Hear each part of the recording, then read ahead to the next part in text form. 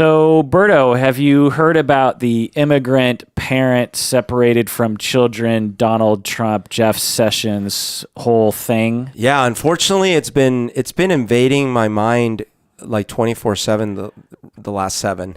Well, let's talk about it, and then if we have some time, let's go into some listener emails. What do you say? Let's do it. This is the Psychology in Seattle podcast. I'm your host, Dr. Kirk Honda. I'm a therapist and a professor. Who are you, Humberto? My name is Humberto. I forgot my name, you see. My name is Humberto Castañeda, and I run a daycare center at the Canadian border. So you don't, just to be clear. And what is your summary of the current situation with these people? All right, so we have cell membranes. If you have too much salt on one side, right, like the water from the other side tries to get through the barrier so that the solution evens out, right? So like the pressure on one side ends up evening out. Same thing with air pressure. And in general, in nature, things try to reach a point of equilibrium, right? Well, we have this situation where you have a country that's generally prosperous and, the standard of living is pretty good, right? Which is the United States. And south of the border, we have terrible situations, right? Extreme violence, extreme displacement, horrible murders, horrible bad guys, all these things. And unless people don't know, you grew up in what country? In Colombia, South America, which when I grew up was also in this horrible situation. We just weren't close to the border enough, We were quite far from the American border. And so all these people in Guatemala, Honduras, and certainly Mexico run out of options in their life. These families with their kids, they run out of options. They can get killed. They have no work. And they actually sit there and they consider their options and they're like, well, we'll just take our chances crossing the border. And like, whoa, you got to go through some crazy desert. You might die. I know, but we're going to die here. Or, when you get there, they'll arrest you. Like, I know, but we're going to get killed here. Like, and this is what ends up happening. So you have a lot of families that want to come up and they want a better life. Now, we have borders and we have laws that you have to try to follow, you have to follow to try to come legally into the country. And unfortunately, these families, they're not in a position where they can do that or they can wait. So they try to come anyways. That's the reality. It's been the reality for a long time. It's sort of getting worse now because the gangs in Mexico, the drug gangs, are so bad. Well, at the same time, there's this question of what do you do with these families that are trying to cross? And then recently, like in April or something, don't let them tell you this didn't happen. There was a policy change by this administration where they said, you know what, we're going to have zero tolerance. And anyone that tries to cross the border more than once, that's it. We are arresting them. And along with that, it's like, well, what do we do with our kids? Well, kids got to go in detention because you can't put them in jail. So I guess that's the way it's going to be. And by the way, when they first spoke about this, no one realized the magnitude of what was going to happen. Because no one was up in arms back in April, And so this started happening. And then it started snowballing because all these kids started getting put in these places. Right. And so I would speculate, and I'm sure there's no confirmation of any this way or that regarding this speculation, but I would speculate that Trump and his people were trying to appeal to their base by being tough on immigration, right? With the zero tolerance, yeah. Right. And which involves, quite a lot of laws that span every administration, yep. But they wanted to include they wanted to disincentivize people from trying multiple times because one of the problems that they run into for themselves, every administration or every yep. border control police situation is, well, you can arrest them and then drop them off in Juarez, right. And then the next day they're just going to try again, or That's they'll right. go 10 miles east or west and blah, blah. And so so they run into this conundrum of well, how can you make sure that so how do you make sure they don't try again? Right. Well, one of the ways that you do it is while you have them in the United States, you basically make life miserable for them for a while. And that way the word gets out. It's like, well, you know what they're going to do? They'll take your kids away and you'll be in jail and you'll never see the freedom you want. Right. and that gives a lesser incentive to try. That's the theory. To try again, right? So that's my guess. That's my speculation as to why they initiated that. Absolutely right. While at the same time, by the way, claiming that the ton of these kids coming through are coming with either terrorists or M13 members that are trying to sneak through. Which then, if you try to put those logic points together, you're like, wait, then how is this going to disincentivize them? Because it's not even their kids. Right. Right? It doesn't add up. Now, do some criminals cross the border? Yes. But when you actually look at the data, and there's been a lot of recent research on this, what they find is that the rates of these sorts of people committing crimes is actually, if anything, slightly lower than citizens, people born in the United States, for various reasons. One, that they're nice people. Yep. Two, they don't want to get caught. Yeah, they're terrified of being sent home because they're desperate. Right. And three, because Americans can be just as much of an asshole, criminal, killer as anyone else on the planet, if not more so in some ways. So we need to set that record straight. Right. Yes, some criminals cases you can point to are crossing the border illegally and raping and killing and spreading drugs and doing horrible things in the United States. Yes, that's happening. And it's at the same or lesser rate that American-born people are growing up in our society and deciding to rape and kill and create gangs and go on shooting sprees and all that kind of stuff. That just needs to be established. But, Trump won the election.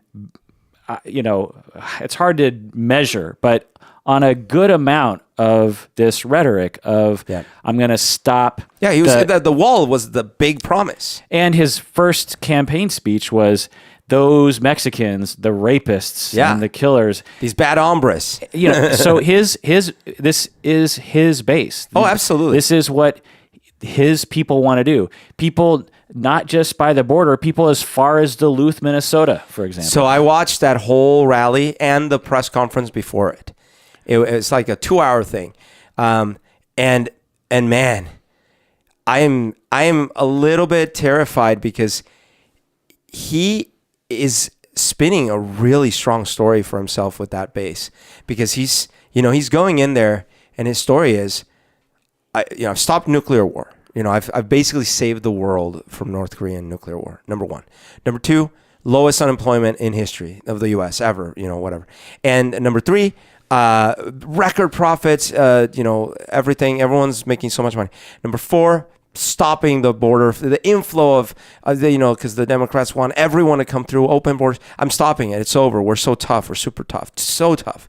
Number five, we're getting out of everything with all these European people and all these weirdos and all these UNs and stuff. Out. Number six, we're absolutely defending Israel at all costs. Like all these things.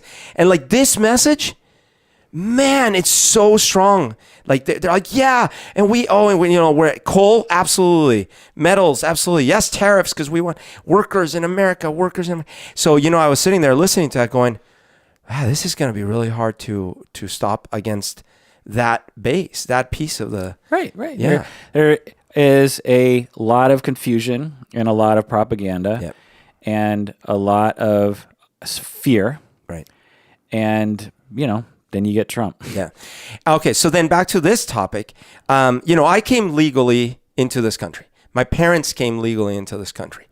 So for a long time, I had felt... I just want to emphasize legal. Legal? Legally. You said legally, right? Yeah. Yeah, it just... I always have a hard time because legal, when people say it quickly, sometimes people think you're saying illegal. Oh, I see. So I came legally. Your parents followed the law. My parents followed the law. Yeah. So when I was a baby, they applied for a work visa. They came up and they eventually... And presumably your dad got to the front of the line because he was a physician. Yeah, yeah, that's right. He got accepted into university in Boston. It's a little easier to get right into the country. And it might have been easier in the 70s, maybe. I don't know. But in either case... And that's actually what Trump is talking about in the rally in Duluth, because he's talking... They're using this word merit now, which is interesting. And that's the way immigration has always worked in terms of favoring people who contribute to Right. our society and aren't a quote unquote a drain. And so for the longest time, my position on illegal immigration was sort of fairly heartless. I would say, I remember having conversations where I'd say like, hey, listen, my family did it legally. So, and by the way, none of my relatives in Colombia can easily just come to this country. Like if someone wants to visit me, they have to go through this painful process, pay a ton of money. It's really hard, right? God, So- you don't think about that because, you and I are going to Colombia next right. month. And it's trivial for you. And yeah, I just bought a ticket. Right. I assume I didn't even think Right. about anything. I just bring You my just buy a ticket. passport. There, you can't just do that. So I was sort of upset. No, actually very upset. And so anytime illegal immigration come up, I would be really upset. I was like, it's not right. People need to do it the right way. So now I've evolved my thought on this over the last, decade or something, because essentially, yes, I do believe that if laws are really unjust, we should fight against them and try to change them. And of course, in the extreme, that means revolution, right? But in general, the idea that, well, a country has borders and we don't yet have a world society. So yes, you need to respect those laws. But the thing is, if you stop there in your analysis, you're sort of like blind to the underlying cause, right? The root cause for these issues. We have a drug policy that basically criminalizes most drugs and therefore creates this huge $1 trillion industry that's unstoppable, right? And that corrupts everything. So without defunding that by legalizing and regulating drugs, without actually investing in really strong trade partnerships and development partnerships across at least Central America, right? This isn't going to stop. It's only going to continue. And you could say, well, we're going to detain the families and stuff. So first of all, you detain the families and you take their kids away. Fine. How does that stop the criminals? Right. Oh, yeah, well, they were coming with the kids. Fine, they'll just try a different strategy. But let's say you were right. But that's not what the base is truly worried about. Right. If it was just criminals, which they are. They just don't want the influx of the others. They don't want the others. Yeah. They don't want brown people. There are communities in the United States where there's no immigrant. Like I think This American Life about a year ago did an episode. They went to some far away town in Alaska. Yeah, and I think it was Alaska, somewhere up north, and there's 0 brown people. Yep. And there never have been brown people. And they were going around talking to everyone, and everyone was like super pro-Trump. Right. All the anti-immigration. And then the interviewer would be like, so have you ever met an immigrant, from Mexico or anything? Nope. And don't want to, why? Well, all the propaganda and stuff. And it's just like, so what exactly are you worried about? I think ironically, a lot of the border towns like Texas and Southern California, even if you just take the white people in those areas, are not quite as paranoid about immigration because they experience it on a daily basis, and it's not a big deal to them. They're just like, I like Jose. He's a good guy. He has he cleans my toilets, or he owns a 7-Eleven, or his son became an immigration lawyer. There's nothing to be afraid of. Right. Like, don't worry about it so much. But you get further into the country where the propaganda of like waves of Muslims and terrorists and Mexicans and drugs, and they're going to rape your daughters. And, it's a very... And even now, they're even saying that about Canada, the Canada border. There was a senator even talking about like, maybe a wall and stronger border at the Canada is a very good idea. Like this is... To keep Canadians out? Yeah. Well, and any of the terrorists coming in through Canada. Oh. Right.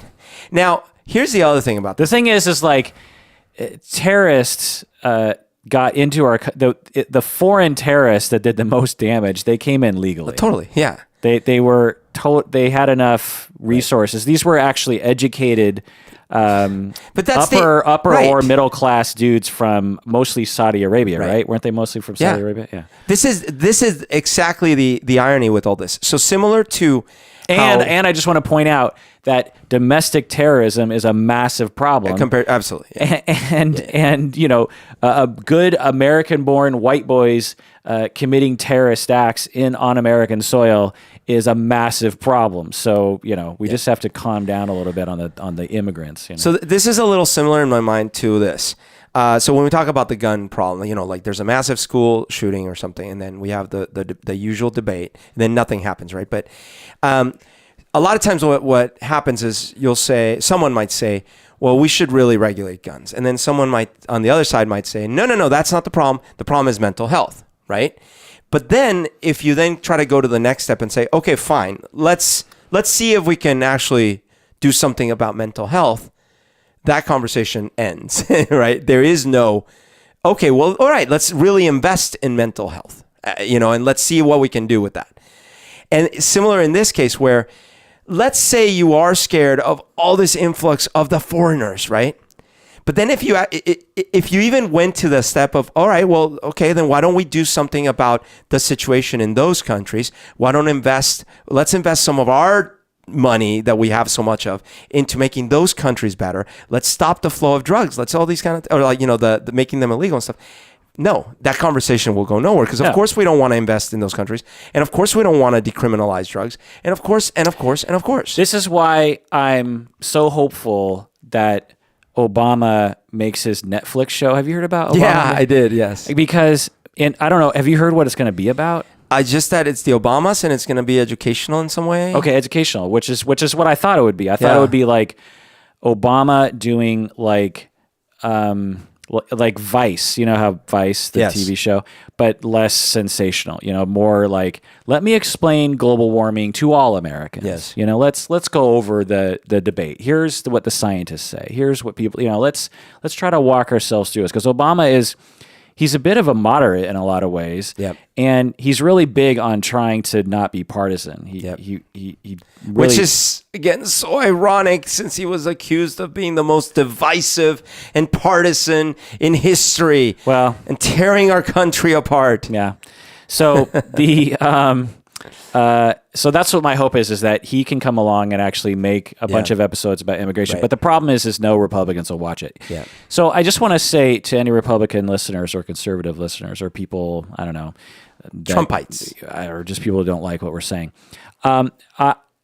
I politically, as of late and off and on over the span of my voting years, have chosen to neither identify as right or left for reasons that I find that propaganda and misinformation and ideology is a problem for many different pockets of political circles.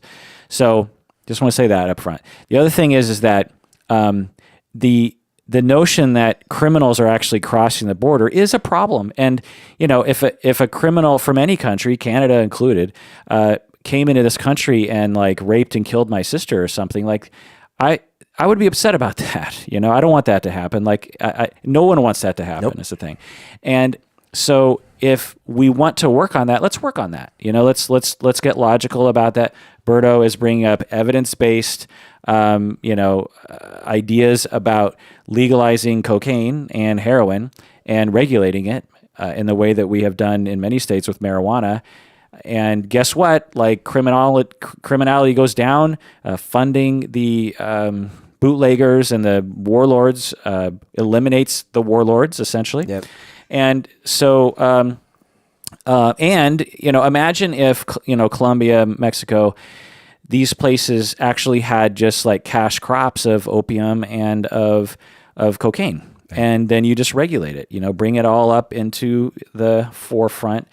People, when people have a problem with alcohol or with cigarettes, they get help for it. Yep. But they don't have to live on the streets and like steal car stereos and break into homes to get their next fix, because there's a program out there for methadone and, compassionate, rational program that saves money, saves lives, stops people from killing and raping and robbing your house. It's logical. But of course, given the culture of drugs and say no to drugs and the evil drugs and everything, it takes a while to convince, but we can do that. And of course, the government isn't trying. And that's the thing that really bothers me. And that's why I have this great hope and change for Obama's TV show, because it's like we have a politician, like with Gore when he did the global warming, or the climate change bit. Like, I think that actually changed some people's minds. I think so, yeah. Like there were people who didn't need to have their minds changed, but I think, his, he's from the South-ish, isn't he? And so, I think some people actually turned around because of him.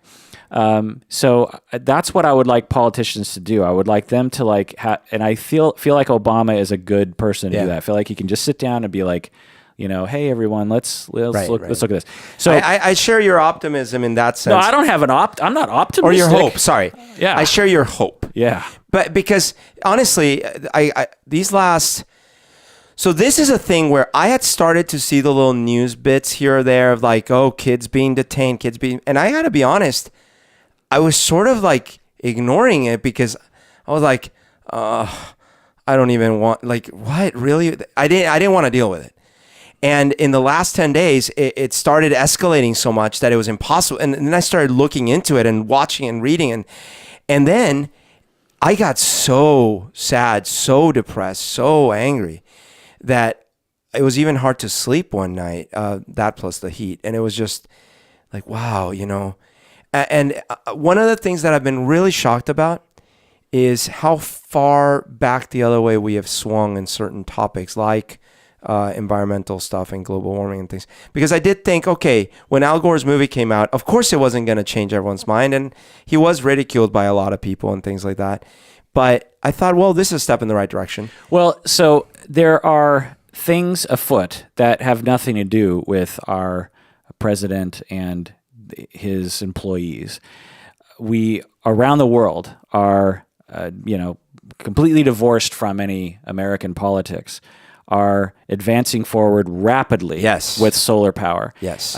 And whether or not Trump wants to, be on board with that or not, it doesn't matter because it's going to happen. And it's already happening. Yep. And there are communities actually in America right now that are producing most of their energy through renewables. Yep. And so that's hope right there of just we don't need the president to actually be a part of any kind of, what is it, the Paris Accord or something? Because, other countries will save the day, and the private sector in the United States. You got Tesla with his what do you call the wall battery thing he has? Right. Storable, and the solar panels, and and states too. States can do what they want. They can give tax breaks to people who install solar panels. They can give them, they can buy the electricity from them at either wholesale or otherwise, and so, things are moving forward is the point. But so that isn't to say that there aren't damage and there's not a slowdown because, it's pretty clear that there is. So I don't want to get into partisan discussion, but I do want to say a couple things. And I want to get into the research. But before we do that, let's take a break. What do you say, Berto? Yeah.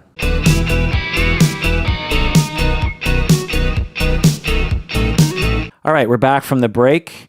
If you haven't become a patron of the podcast yet and you're a Republican, I understand why, because you probably hate us. No, just joking. I did a survey of all of our patrons, and we have a percentage, a mix, a percentage of right-wing people, either in the United States or Australia or UK or whatever.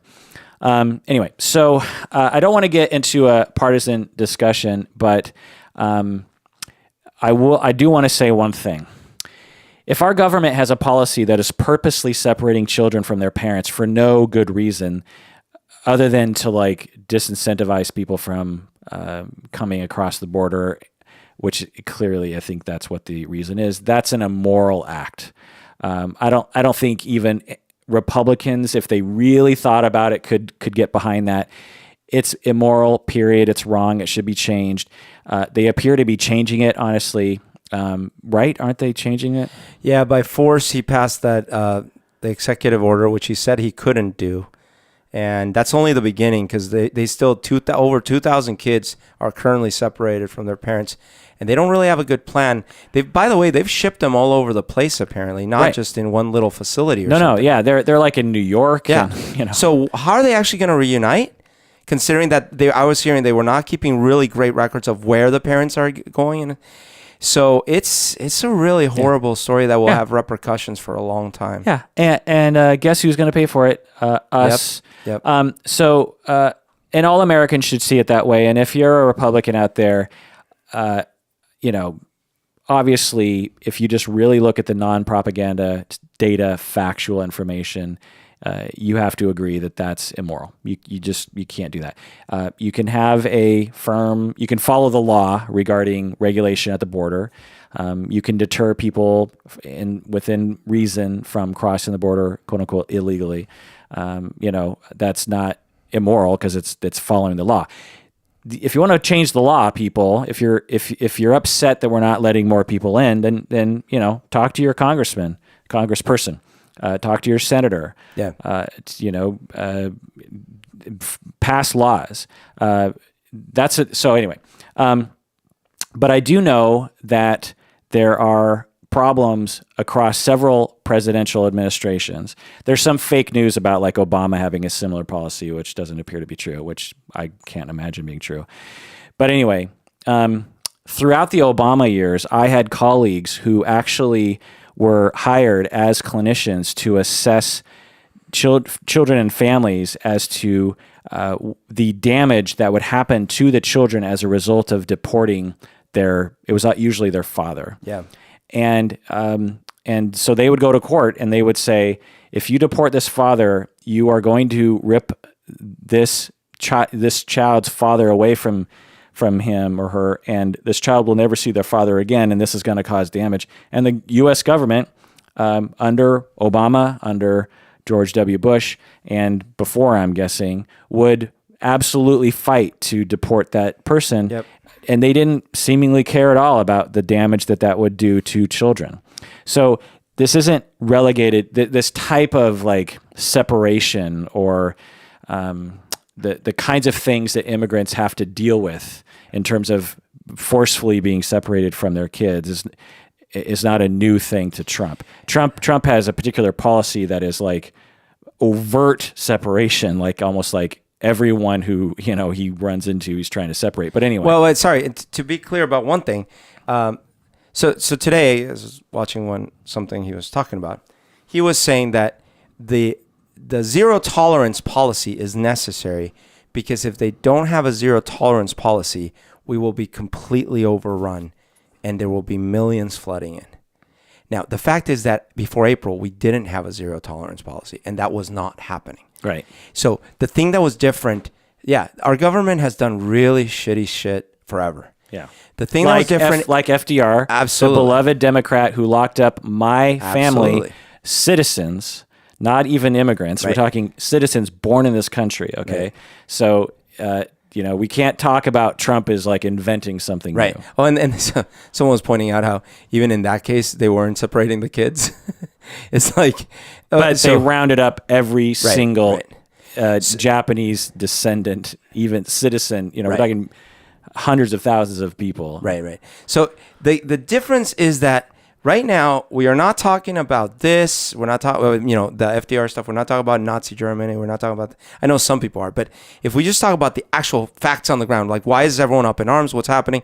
It's because there was a policy change in April. There was a policy change in April that went from making rational exceptions based on situations to saying zero tolerance. And that created a problem that no one was ready to deal with. And now went from the stats I heard were a couple of kids cases per quarter or something like that to like 60 a day, leading to like 2,000 in 60 days or something like that. Like it's that kind of dramatic increase it is true. There's always been and this happens even just with normal crimes, right? Like a person commits a crime, missed a drug offense or something. They're not a murderer. They just commit, and they go to jail, and their kids are left without a father. Right. This happens all the time. Right. I didn't even think of that. If you want to talk about like things our government does that to me, and I'm guessing you, are completely irrational. Yeah. Let's Counterproductive. let's talk about the millions upon millions Right. of people who go to prison for 25 years because they had a bag of ecstasy pills, Yes. and it was their third strike or whatever, and all they're doing is taking a recreational drug that lots of people take, and it's not that big of a deal, or marijuana. Let's just talk about that, and they're turning into now career criminals, and their family is torn. And the kids grow up, and I'll get into this. Research shows they're more likely to commit crimes when they're separated from their parents. Vicious circle. Right. So, having said all that, I just want to say that the discussion over immigration that I see in the general media is not appealing to me on either side. Obviously, the conservative arguments that I've laid out that I find to be simplistic and fear-mongering and inaccurate.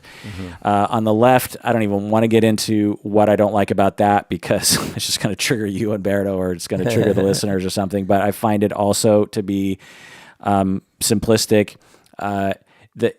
And I think if I say one thing about the liberal rhetoric around immigration, is that it plays right into Trump's hand, because it freaks the right out. Because the way liberals talk, at least in sound bites, to the right, it sounds like liberals are saying that we don't even want a border. That's the way we're coming across. That's the way liberals come across to conservatives, is because what liberals will say is like, oh, it's draconian. You're being so mean to these people, and unless you say something to the effect of, well, I believe in a border. Yeah. I just believe that we should be nice about it. Like there should be some laws about, we can't just let anyone in. Now, I don't know. The reason this doesn't trigger me, at least if that's where you're going, is because A, I definitely believe in that. But B, actually, quick, super small digression is, I actually do think that as a world society, we have outgrown traditional borders, but that's a whole separate rat hole. But anyways, what I'm saying is I do believe in the rule of law. I believe that if we have borders, we enforce it. What I think is grotesque is that, look, I think these stats. Under Obama, there were more deportations than under Bush. Right. He broke records. Right. Now, and how many liberals were up in arms about that? Right. So some progressives were, but they were this tiny little minority. We're talking, almost silent. So now, is that good or bad? We can debate that. But the fact is, right now, the message being sent is that this is all the Democrats' fault. Yeah, this is all the Democrats' fault. They created the law. Okay. It's their policy, and we are asked to absorb two things at the same time. One is the Democrats want open borders and want everyone to rush in, and this is their policy. Yeah, right. Yeah. How do those two? Right. So, and that's, ridiculous. But like I said, if you want to freak out the right and have them love Trump even more, just keep talking the way you're talking, liberals, because it freaks them out. I agree with you that we have to eventually go to a borderless situation. Yeah.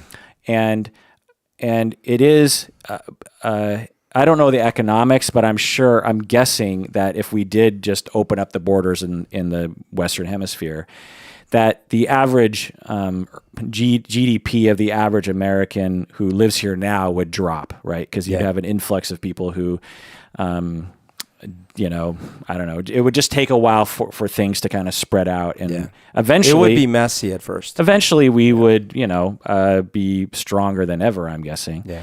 But there would be an initial problem. A lot of people might lose their jobs. There would be, I don't know, somewhat of an economic drain to support people who need things and stuff.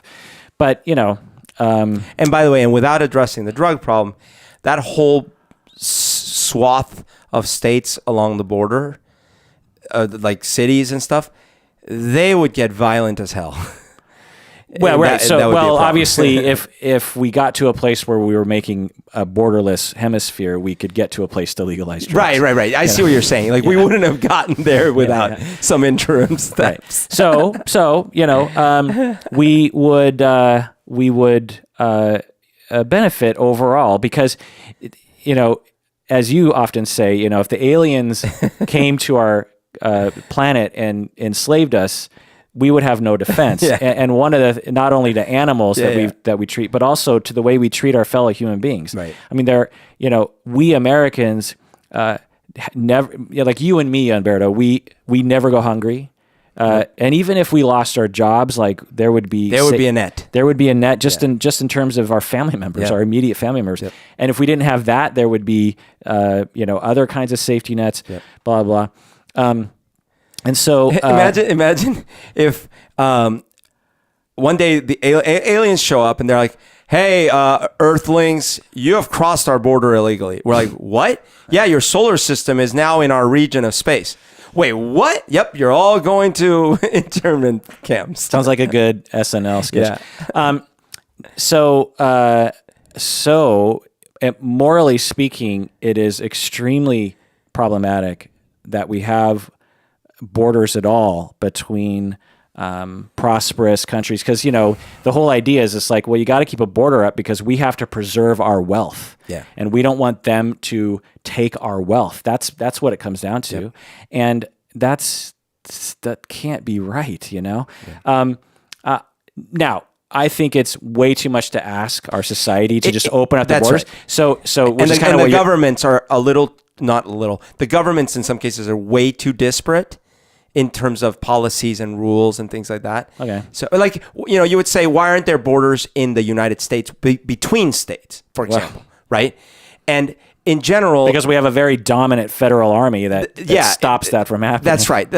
And not only that, at the federal level, there is enough commonality that basically, even though there are different states differences, it is not like you're not in one state and go like, what country am I in? Well, okay, fine. I mean, fine. You're right.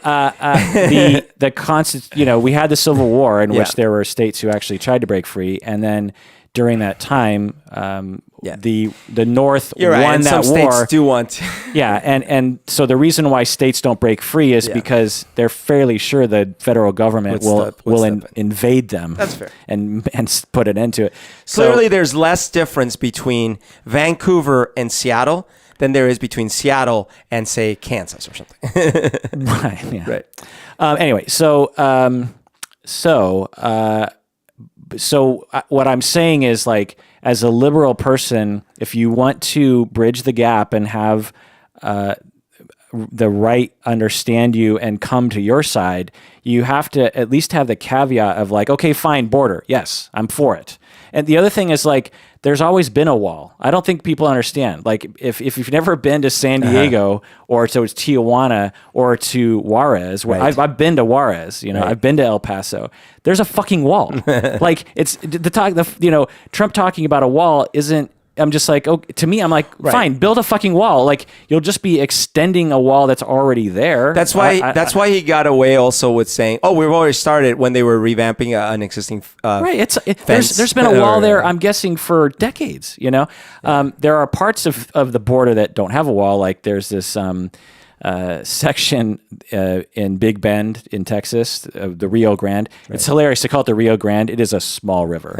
Like, you could swim across it in probably like 30 seconds. I wonder if it used to be the Rio Grande. There's probably sections you can just walk across, Wow. But there's this one section, I can't remember where, but there's a little town on the Mexico side, and we just walked to the river, and there's no one there, and this guy on the Mexican side just rows his boat across.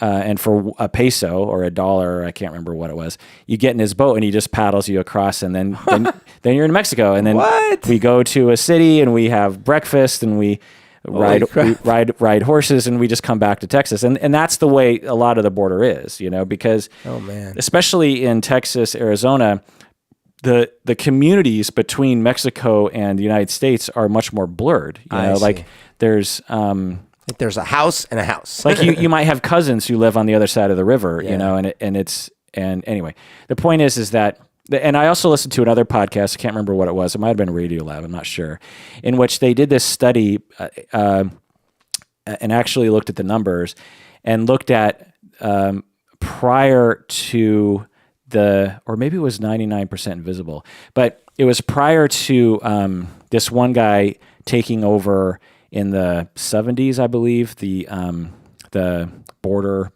patrol situation. I don't know what organization it was, but essentially there was a time when there was much less border security. Okay. And you had Mexicans who would cross the border to work in the United States, and then they'd go home. Oh. So they'd cross in the morning, work, and they'd go home because they want to live in home. They want to live in their country. Right. They want to live where they speak their language, where they have their food, where where their family lives. Right. And they only come to the United States to work. Well, when you put this really secure border, they need to work. So they'll cross and stay is the thing for an extended period of time, and then they'll go back once they get enough money. And so by actually having a more secure border, you've made it so that the incentive is actually to stay. the incentive is to stay in the United States, right. which is That's another interesting kind of, again, I'm not saying get rid of the border. That's, maybe too radical for everyone. But anyway. Yeah, no, and that's why I'm saying, like, instead of zooming back out to all the world's problems, right, and all the history of everything bad we've ever done, there is something very specific that's been happening since April that's causing harm to. Yeah. Thank you for bringing it back. Yeah. So that's what people wanted us to talk about, and we've, of course, tried to solve all the world problems. Berto and I, neither of us have political science degrees, and we're brilliant armchair politicians and world strategicians, world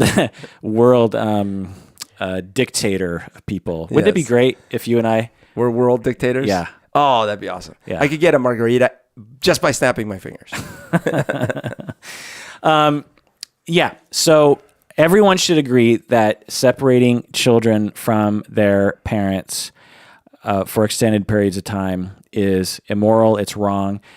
If you're going to detain people and you're going to figure out a time when you're going to send them back over the border, okay, that's probably part of the law, right? Yep. To detain people, maybe even prosecuting people. You've done it 3 times, you're going to jail.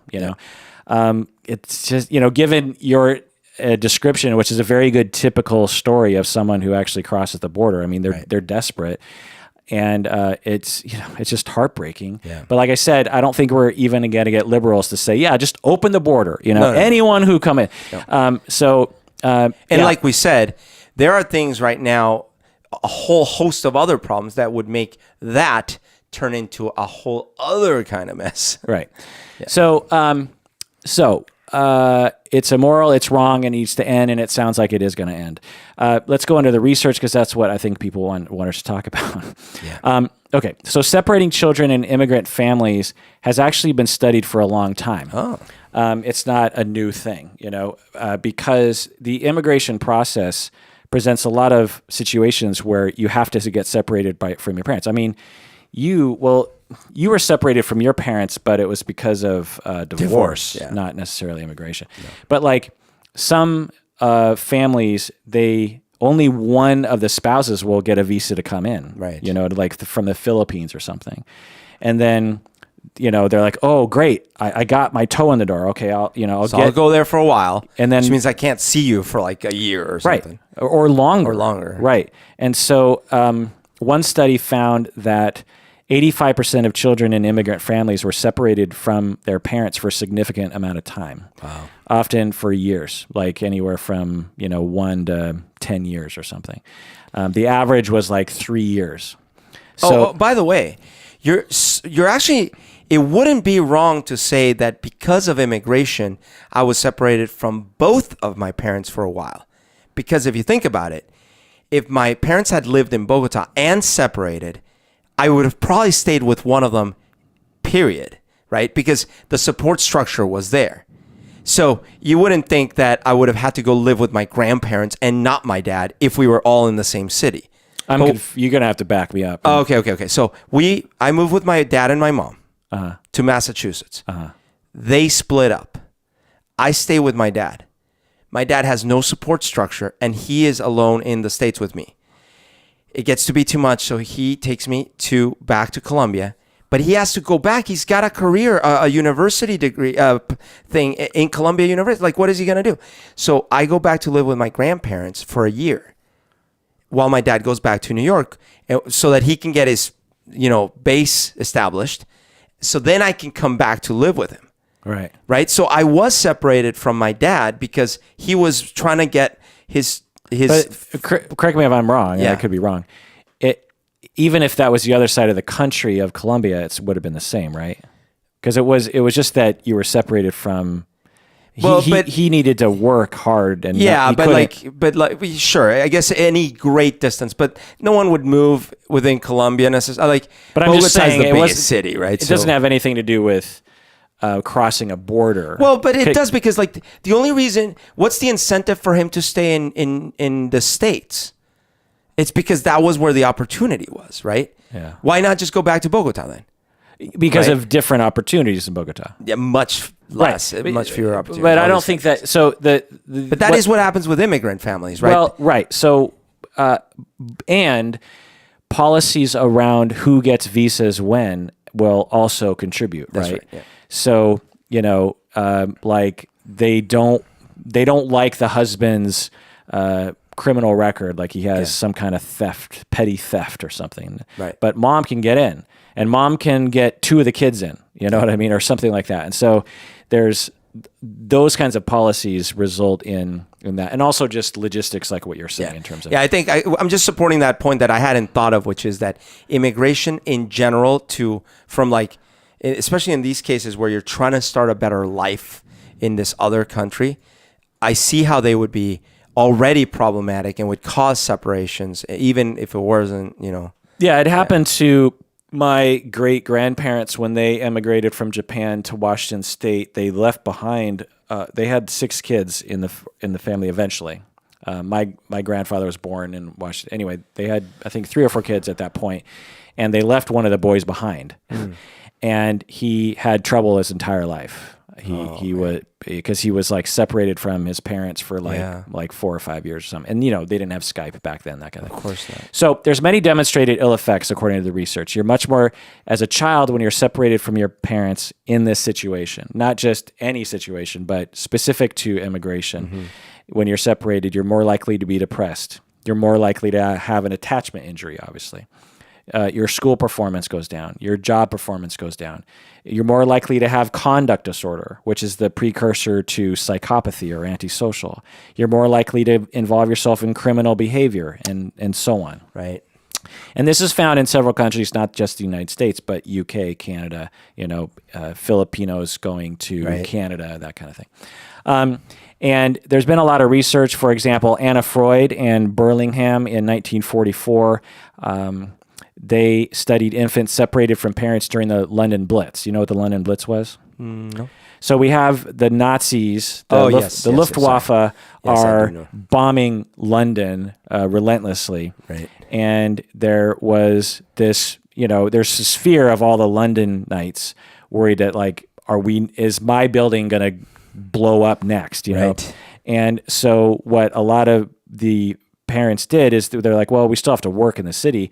They sent their kids to the countryside to live with their grandparents or a friend of the family or something. This is actually what Lion, the Witch, and the Wardrobe is based on. C.S. Lewis. They Edward and Phil or whatever the 4 kids. I believe it's during World War II, and they're at their grandparents' estate something, and there's this Lion, the Witch, and Wardrobe. I can't remember the details on that, but I'm pretty sure that's the situation.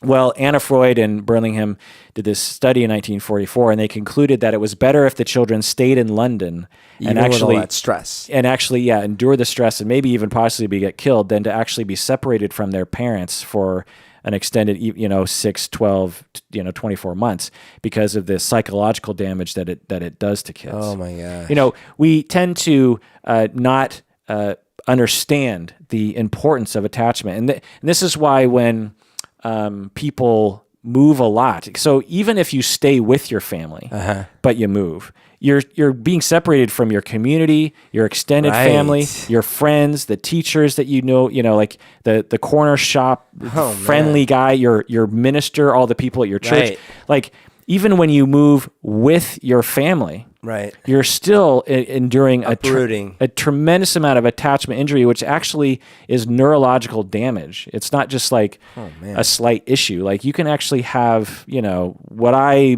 categorize as neurological damage and moral damage. And I've seen this. I've seen, military families who, kids who grow up in military families and like move every 2 years or something.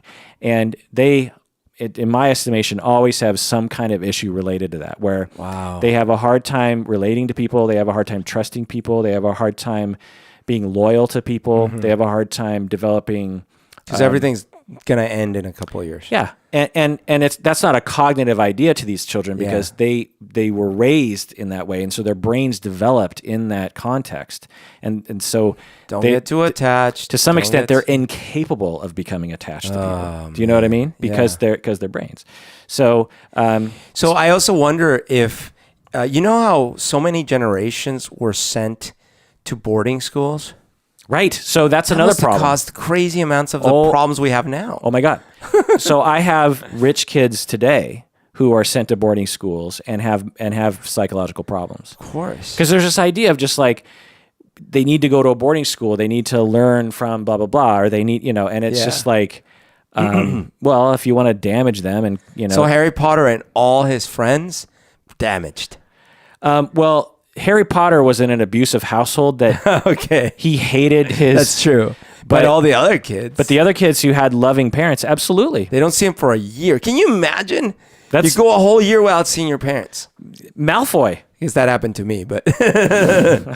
I mean, you could say Malfoy and his Tweedledee and Tweedledum. Well, actually, you got to wonder why there aren't more Malfoys. Well, there are. There's the Death Eaters and all those people. That's right. So in conclusion, I just want to say...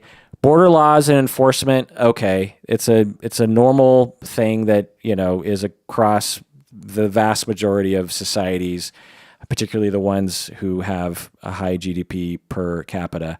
But permanently damaging children because you want to be tough on immigration, that's immoral. It's wrong, and it needs to stop. And it appears that Trump and his administration have heard the outcry, and they are responding. And but there's already been damage done, and that is on their heads. So what's the final word on that, Burrow? Well, I am hoping that because of all this pressure, something happens. I do know that unfortunately, or whatever, it has been used now as a bargaining chip. So it probably will result in more wall building and other things. But I was sitting there like nearly in tears reading some of the accounts or listening to the audio and stuff. And yes, I mean, in some cases it's a reality of the world. The world is not a pretty place, actually. But we shouldn't help make it worse. Yeah, right. And just to add one last thing, I just want to say, if it's not clear, if you want to create criminal immigrants, then do this. Yeah, this is the right way to do it. You want a country to go to hell, this is it. Mm-hmm.